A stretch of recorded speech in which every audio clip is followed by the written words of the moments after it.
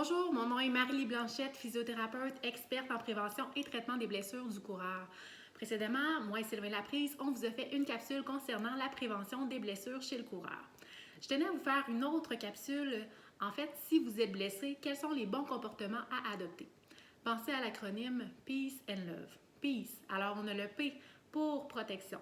En fait, on va recommander de cesser toutes les activités qui provoquent de la douleur, surtout dans les premiers jours post-blessure. Élévation. En fait, on va vous conseiller de soulever le membre atteint le plus souvent possible, de sorte à ce qu'il soit plus haut que le cœur. A, anti-inflammatoire à éviter. Donc, éviter de prendre des anti-inflammatoires. Parfois, c'est un réflexe que l'on a pour contrôler l'inflammation et l'œdème.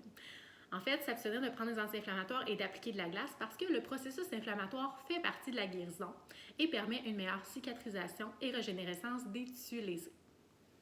C pour compression. On peut appliquer un bandage élastique ou encore mieux un taping compressif pour en fait contrôler le gonflement initial lors de la blessure.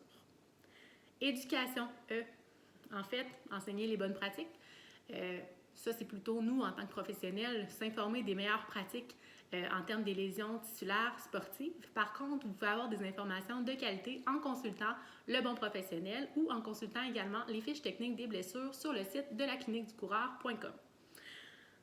En fait, on veut éviter aussi la surinvestigation médicale, la surmédicalisation et les modalités passives inutiles. On ne veut pas vous faire perdre votre temps et on veut s'assurer que vous puissiez recommencer la course le plus sécuritairement possible et le plus vite possible dans le contexte où vous aimez votre sport. Love, L pour load.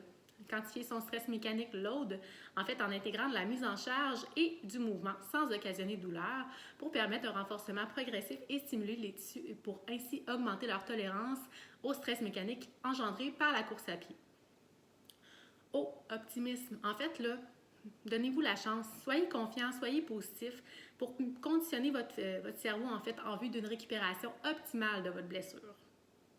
V pour vascularisation, faire des activités cardiovasculaires pour irriguer les tissus endommagés et donc faire augmenter leur métabolisme et permettre une cicatrisation de meilleure qualité.